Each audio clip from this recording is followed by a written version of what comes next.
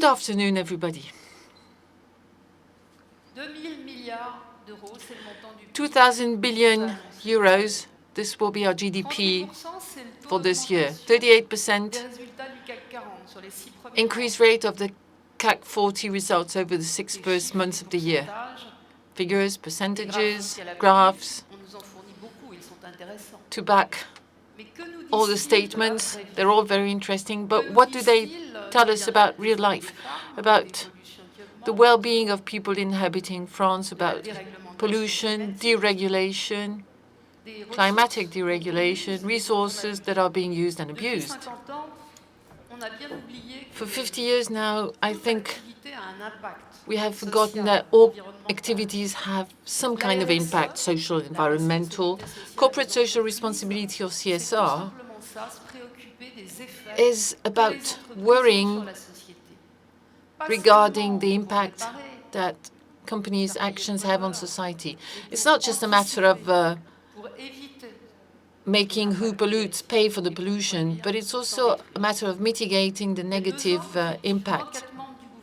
2 years ago, 4 members of the government asked me to work on the CSR notion with Xavier Draveau, who is the Sustainable Development Manager at Air Liquide, and Éric Molinier, who is the president of the SAMU Social. And in substance, they told us, look, we feel like the CSR idea is increasingly important for company managers, and that our citizens are increasingly aware of this problem. So you have 6 months. Go and talk to whoever you want to talk to. Try to spot good practices and come back in 6 months' time with a short report and proposals, concrete proposals. We interviewed 200 people. We talked to company managers and also workers' representatives in all of the companies we visited. We talked to specialists. We talked to rating agencies. We went to Paris, but also to the provinces. We talked to big companies and small companies. We went to Geneva to talk to the International Labour Organization. We went to Brussels to talk to the European Directorate. And the first strong idea that emerged, the take-home message, this idea, we have to encourage a culture centered on global performance. We should stop separating financial problems from extra-financial problems, anything pertaining to the company, society, governance, everything included in the S letter in the CSR. Therefore, it means we have to reconcile the two notions and make sure that the dangers, the strength, the risks and the opportunities of a company can be assessed as a whole. This can only be achieved with dialogue. I'll give you an example. Think about purchasing policies. In all companies, regardless of the industry they work in, the dimension, the size of the company, procurement or purchasing accounts for 50% of the company's turnover. Now, there are scores of controversies due to subcontractor and supplier problems. There are many scandals regarding this matter.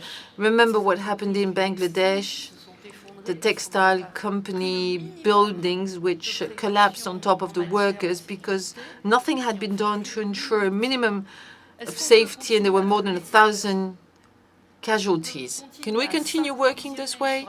Can we continue supplying ourselves by choosing the cheapest suppliers, or should we take into consideration the way the services are rendered or the products are manufactured? Well, obviously, as human beings, we'll say no, but economically also we should say no. This example shows, and there have been many other such examples, this example shows that the consumer himself is now turning away when he understands that the products he's purchasing have been manufactured that way, and this is going to make the company bear the risk.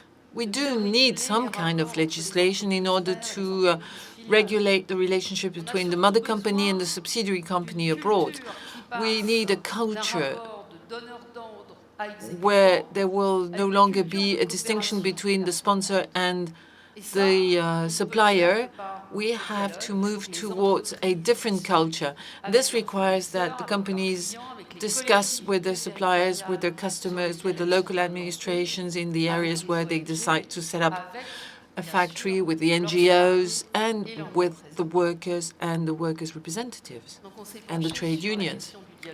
So we started working on social dialogue.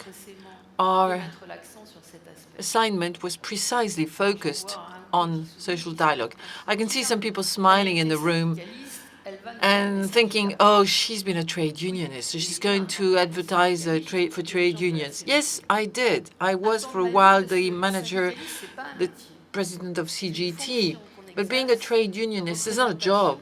You're there to represent other peoples. You've been appointed to represent your colleagues. And we need trade unions because we need an intermediary between the worker and the company. Trade unions are there to defend their members, and more generally, workers. They take actions, they organize protests, demonstrations. But with my two colleagues, what we wrote in the report was that the role played by trade unions and workers' representatives did not stop there. We wrote, black and white, that trade unions are not supposed to replace company managers or shareholders, but still they have a right to question the economic model. They have a right to negotiate. They have a right to have an influence in the company decisions. During our assignment, we met people from very many companies who have understood that dealing with social and environmental issues and doing this with a dialogue was a way to talk to workers and encourage their creativity and fantasy. This was true for big companies, but also for small companies. Corporate social responsibility is not limited to large companies. I'll give you an example. A big company, Lydia Brovelli, huge company in the field of chemistry and pharmacy. They have signed a world agreement, a global agreement regarding CSR, according to which they have obligations, including the fact that wherever they are present, they should work in compliance with the corporate society responsibility rules. And about 100 companies have already signed such a framework agreement, an international framework agreement. Okay, fair enough, it's not perfect, but at least it's the beginning of a standard, a social standard, and the beginning of an international regulation. Any kind of economic model, including the liberal ones, needs some rules. And also we looked at the branches, the subsidiaries. We said, okay, let's not take it the easy way. Let's go and have a look at the most difficult branches.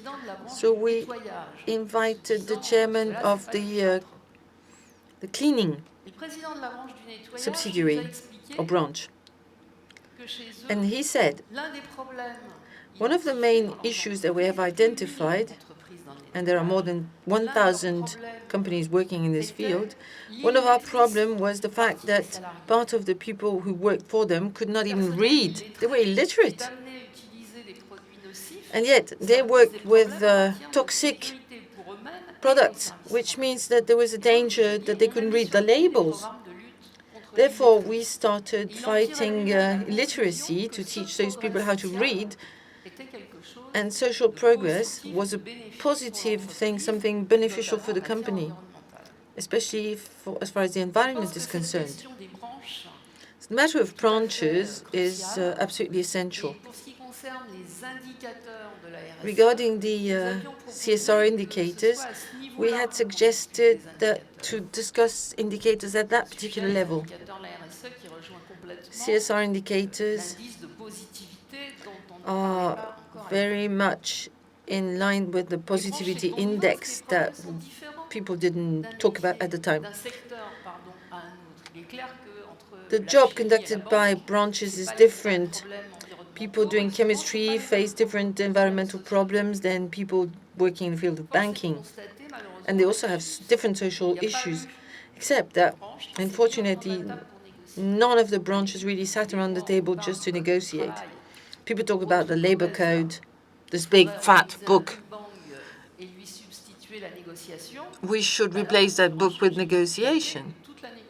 And I can tell you that although we opened the negotiation, well, nobody volunteered. We also looked at investments.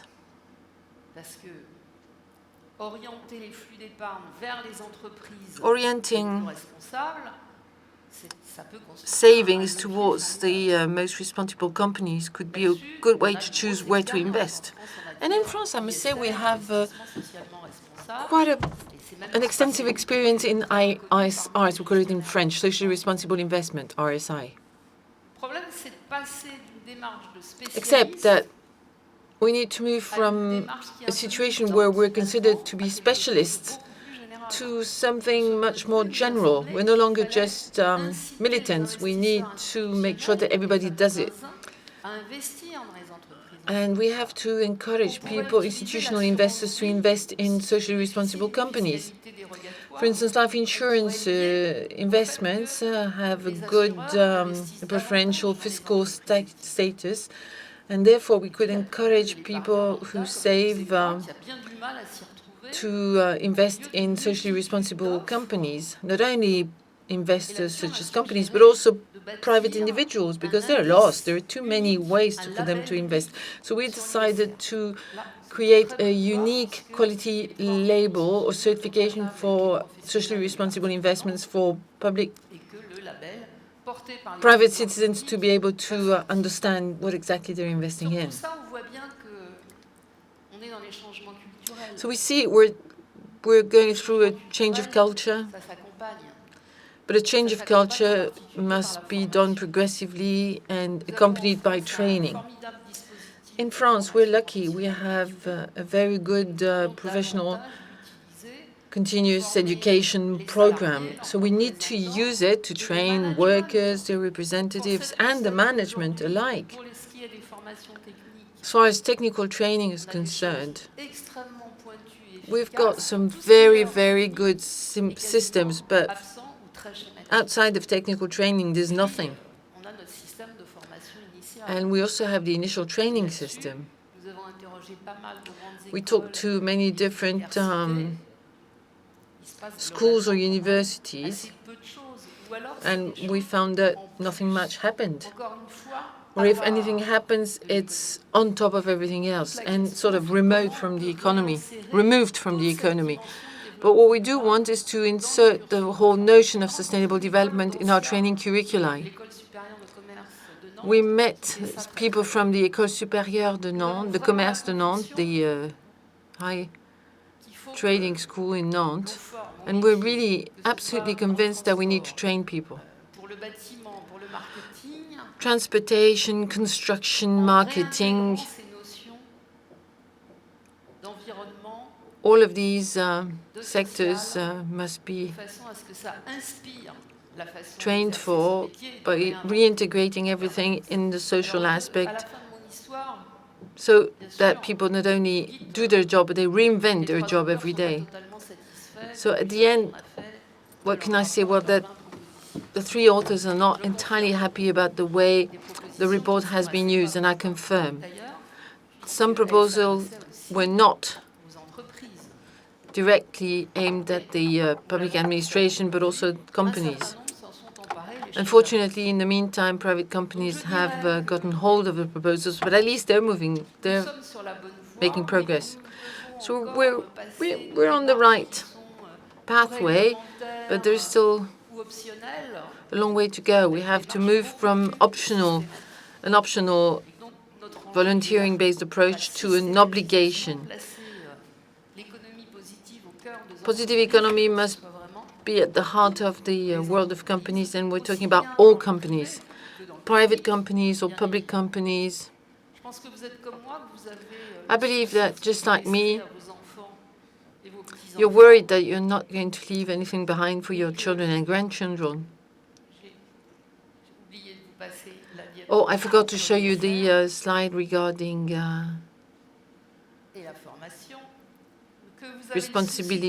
responsible investment and training. You have respect for your children, so you want to give them something to inherit. And I worried, just like you. Alex is the youngest member of my family. He's looking at me. And in a few years' time, I'll be accountable to him, and I hope I will be able to give him another answer than just GDP figures. Thank you for your attention. Well, thank you.